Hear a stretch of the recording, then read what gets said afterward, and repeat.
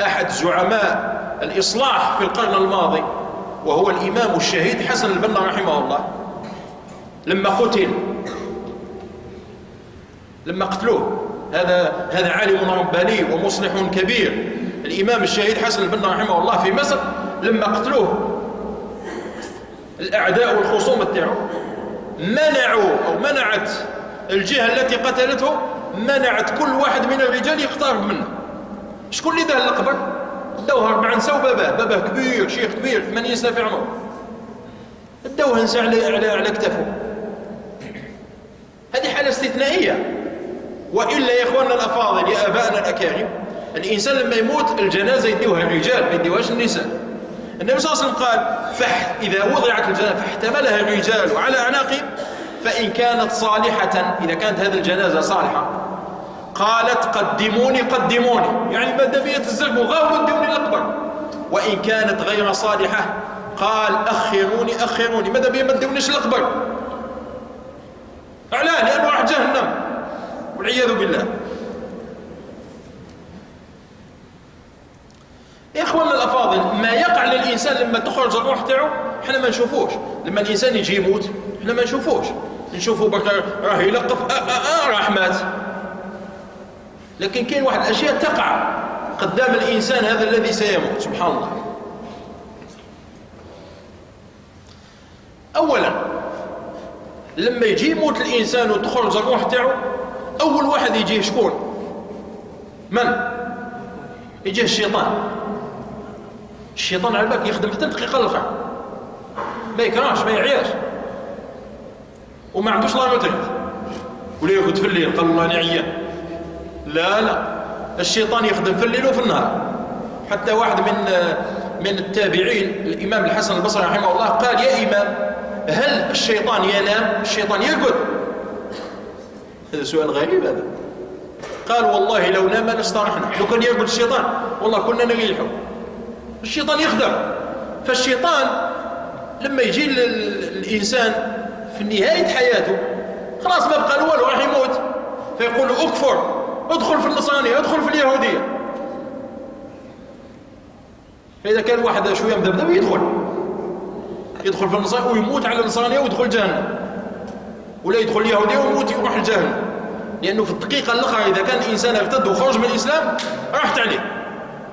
فيجيه الشيطان يبدأ يدير عليه الضغط، لا بريسيون، اكفر، خلاص انت ما بقى لك والو، روح للنصرانية خير لك، روح لليهودية خير لك، وش راك دير لنا؟ اكفر. فإذا كان الإنسان مؤمنا ثبته الله. لذلك الإنسان في الدنيا لما يكون بصحته يدعي ربي سبحانه وتعالى باش يثبته.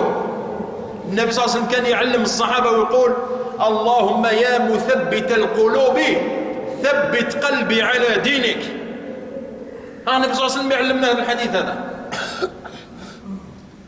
فإنسان يدعي ربي يثبته. فيجي الشيطان هنا يبدأ ينفخ في الحالة باش يكفر، ولأنه الشيطان يوم القيامة راح يدخل جهنم حتما، وماذا به ما يدخلش وحده الجهنم. هاي الحكاية هنا ماذا به يدي معاه لي سيبورتيوه في جهنم، المناصرون، ماذا به يدي معاه بزاف الناس في الجهنم. وراه وعد الله، الشيطان وعد ربي سبحانه وتعالى، قال: فبعزتك لأغوينهم أجمعين. والله نوخدهم كامل هذه العبادات اللي خلقتهم. لكن استثنى واحد الطائفة هذا، قال: إلا عبادك منهم المخلصين. واحد الكاليتي هكذا مخلصة لك يا ربي، أنا ما أقدرلاش هذا، اللي ما عندهاش الرياء، اللي لما تقوم بالعبادة تاعك ما تزوخش. ماذا بهم يقولوا علي الناس: أنا حاجة، أنا نصلي، أنا جبت فيها حجة، جبت فيها عمر. الإنسان يكون بعيد عن الرياء، يكون مخلص، هذا الشيطان ما يقدرلوش. إنما يعمل لله باش ربي أجره فقط. لذلك احنا الشيطان هذا ما نشوفوش. ولذلك علمنا النبي صلى الله عليه وسلم أنه الإنسان لما تجيه الموت وجيه الاحتضار نبدأ نقول قدامه: لا إله إلا الله، لا إله إلا الله، لا إله إلا الله. وما تقولوش قل لا إله إلا الله، لا قل برك أنت لا إله، خليه هو يعودها وحده. ما تقولش اسمع قل لا إله إلا قبل ما تموت، نزل قلها، هذه ما نقولوهاش. النبي صلى الله عليه وسلم قال لقنوا موتاكم الشهادة، لقنوا موتاكم لا إله إلا الله. يعني الناس اللي يجيو يموتوا مليح الإنسان يبدأ يعاود هذه الكلمة هذه، لا إله إلا الله لا إله إلا الله لا إله إلا الله لا إله إلا الله، باش لما يسمعها يحاول هو يقولها باش تكون آخر كلمة يخرج بها من الدنيا. لأنه الشيطان هنا يبدأ يخدم، خطيك من لا إله إلا الله، خطيك ما كان والو، كان النصارى كان الناس الله الشابين والهيلين وكان يدخلوا معه، فإذا مات راحت عليه الجهنم. هو ماذا به في الآخر لحظة يكسب أنصارا جدودا، نسأل الله العافية والسلام. لما تخرج روح الإنسان العادي يشعر بهذه الآلام، يشعر بسكرات الموت. كاين واحد النوع يا إخواننا الأفاضل لا يشعر بآلام الموت وسكرات الموت. شكون هو؟ الشهداء. الشهيد عند الله لا يشعر بشيء، سبحان الله. هذا اللي يموت شهيد في المعركة في سبيل الله، يقول النبي صلى الله عليه وآله وسلم: الشهيد لا يجد ألم القتل إلا كما يجد أحدكم ألم القرصة. شوفوا يا أخوان، شفتوا الواحد لما واحد يقرصه واحد يقرصه هكذا، ها؟ يقول لك الشهيد لما تخرج الروح تاعو شغل واحد قرصه، هذا ما كانش هذه تخرج الروح تاعو ويجي مالك الموت ويقولوا لا هذه كاينه، لكن يشعر بالموت وكأنه واحد قرصه هكذا، حاجه خفيفه. سبحان الله. النبي صلى الله عليه وسلم يخبرنا يقول بمجرد القرصه هذه تخرج الروح مباشره يجيبها في الجنه.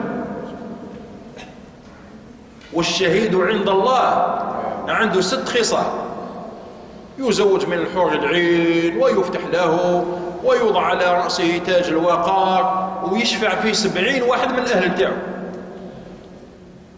يعني الشهيد هذا إذا عندي وليدي ولا أخويا ولا بابا ولا يمة ولا كذا شهيد في سبيل الله، هذا يوم القيامة عند ربي سبحانه وتعالى يشفع في 70 واحد من العائلة تاعه، 70 واحد. فبعض إخواننا وآبائنا الأفاضل اللي عندهم أبنائهم ولا آبائهم ولا إخوانهم أراهم شهداء عند الله، غير يفرحوا في الدنيا إن شاء الله، لأنه هذا أخوك هذا ولا باباك ولا وليدك اللي مات شهيد في سبيل الله، يوم القيامة يجي عند ربي يقول له: يا ربي عندي 70 واحد من العائلة تاعي دخلهم الجنة، فربي دخلهم الجنة بسبب هذا الشهيد هذا. فإذا عندك شهيدين في العائلة تاعك، عندك 140 واحد، عندك 3 شهداء، احسب 210 وطلع. لذلك الشهيد عند الله هو أفضل الناس. وما تظنوش يا إخوانا الأفاضل في فلسطين لما لقوا هذا الشاب هذا تاع 18 19 20 سنة، سمحوا لي، يعبص قفلة هذه على روحه يطرطق روحه في وجه الأعداء، بالكم هذه حاجة سهلة هذه. بعض الناس قال لك هذه عمليات انتحارية، كارهين، ما كان الضم ما كان الماء ما كان والو، الدنيا قاع مغلوقة عليهم، سير ما يقولوش بقلب، يروح يغسل روحه وخلاص. هذا اللي راه يفكر هكذا راه عنده مشكل في راسه. يحكيونا بعض إخواننا الفلسطينيين ممن نعرفهم، قال لك والله ما نقدموش هذا الذي يقوم بعملية استشهادية، يعني يروح يطرطق روحه في وجه الأعداء الصهاينة، إلا إذا كان حافظا للقرآن كله، ويكون معروف بقيام الليل ومحافظ على صلاة الفجر. هذا اللي يروح يغسل روحه هذا لازم يكون حافظ القرآن كامل، ولازم يكون حافظ على صلاة الفجر، ولازم يكون يقوم الليل. يعني هذا الإنسان ما هوش كاره حياته. بعض الناس يقول في عمره 18 19 سنة عبص قفله كذا طقطق روحه مات. هذا مش حاجة سهلة يا أخواننا الأفاضل. هو راه يشوف روحه شهيد عند الله، مشروع شهادة، سبحان الله. لذلك يا إخواننا الأفاضل هذا الإنسان هذا لما يجي يموت تقع بعض الأحداث معه. يجي الشيطان، إذا ما قبلوش الشيطان بعد ذلك يأتي ملك الموت ويقبض روحه. يحكيوا على الإمام أحمد بن حنبل رحمه الله. الإمام أحمد عظيم من عظماء الإسلام. الإمام أحمد بن حنبل لما جاء يموت وتخرج الروح تاعو، سمع وليده يقول لا ليس بعد، ما زال الحال. مازال الحلال. هو راه يقول له لا إله إلا الله، لا ولده راه يلقن الشهادة لباباه، يقول له لا إله إلا الله لا إله إلا الله لا إله إلا الله لا إله إلا الله، وباباه واش يقول له؟ يقول له لا لا مازال مازال. هذا الإمام أحمد. بعد أغمي عليه ثم أفطن، سبحان الله. لما أفطن وعقل الحالة قالوا يا بابا أنا كنت أقول لك لا إله إلا الله وأنت تقول لي مازال. لا لا ماشي، ليس الآن ليس بعد. واش صار؟ قال يا ودي الشيطان جاني خنقته وقال له يا إمام فتني يعني اطلقني. قالوا لا ليس بعد حتى أموت. يعني وقع العكس، بعد ما الشيطان يزيره هو زير الشيطان. الإمام أحمد، وهذا من شدة إيمانه وقوة إيمانه، سبحان الله. لذلك الإمام أحمد مرة من المرات من قوة وعظمة الإيمان تاعه جاء له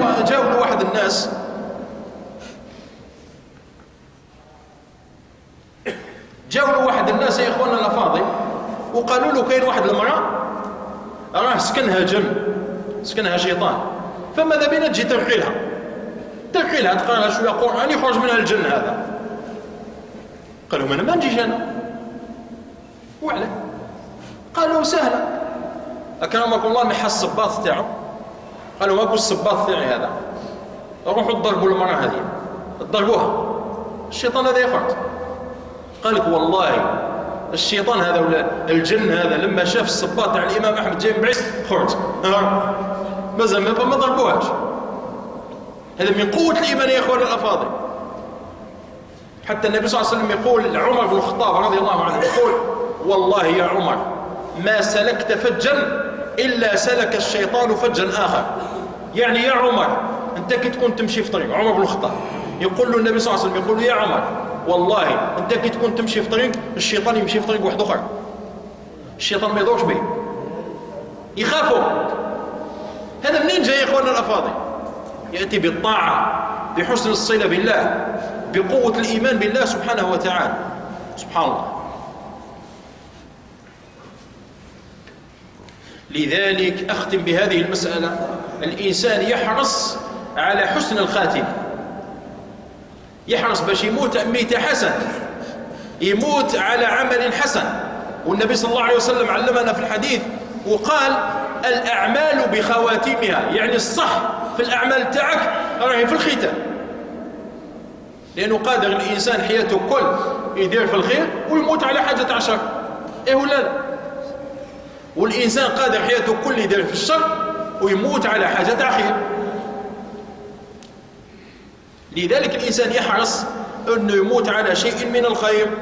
والنبي صلى الله عليه وسلم كان يعلمنا هذا الدعاء ويقول اللهم اجعل خير أعمالنا خواتيمها وخير أيامنا يوم نلقاك. يعني يا ربي ماذا بي تخلي لي آخر العمل تاعي، خير الأعمال تاعي في الآخر قبل ما نموت، باش نموت على حاجات خير، سبحان الله.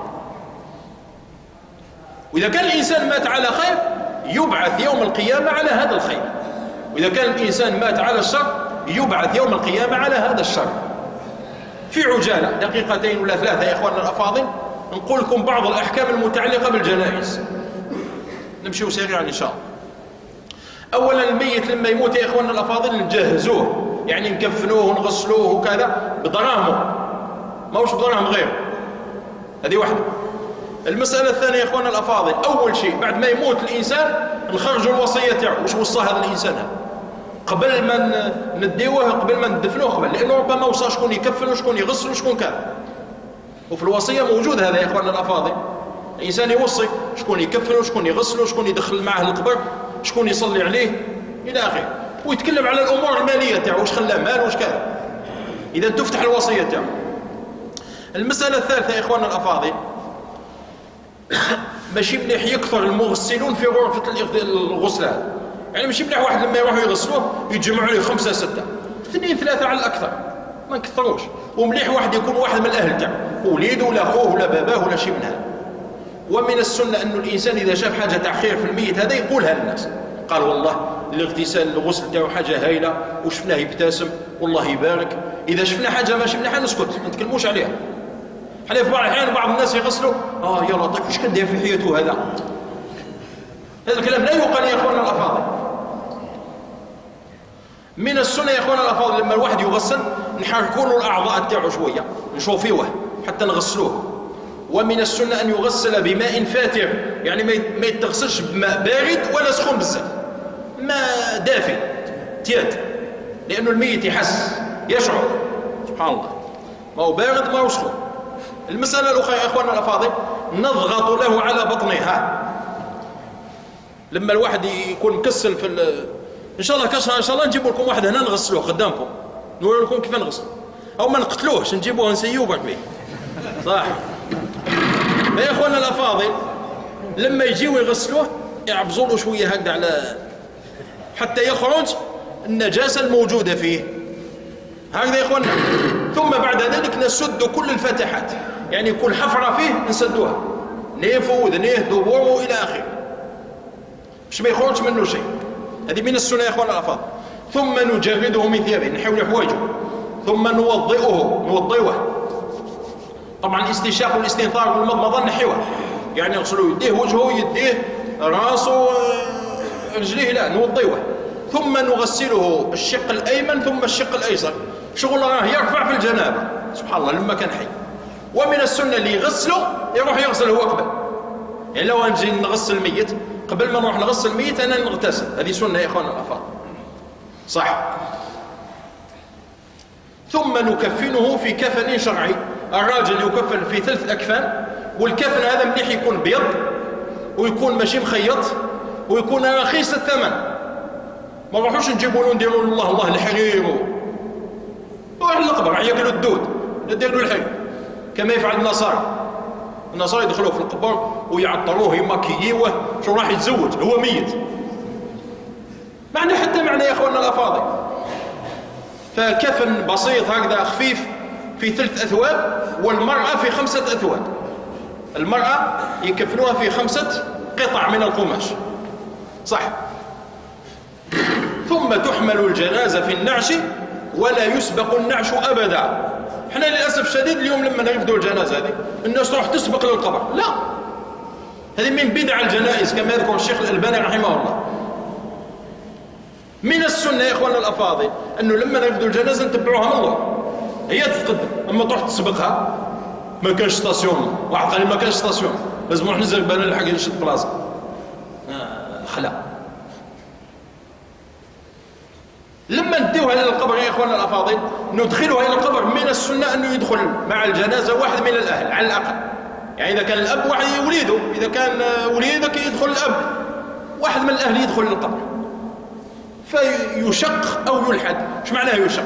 معناه نحفروا له قبر ونزيدوا نحفروا في الوسط ونزيدوا له هذا الضلات هذا يسميه الشق، ولا اللحد يعني نحفروا له هكذا ثم نزيدوا نحفروا في الجنب وندخلوه في الجنب، هذا يسميه اللحد. والنبي صلى الله عليه وسلم لحد، النبي صلى الله عليه وسلم ما داروا له الشق والضلات هذا لحدوه. والشيخ الألباني رحمه الله في كتابه الجنائز وبدعها يقول الشق سنة واللحد سنة، ماهوش مشكل. يعني إذا درنا له الشق هذا سنة وإذا درنا له اللحد سنة ماهوش مشكل. ثم نرد عليه التراب وندعو له دعاء المغفرة ونعود.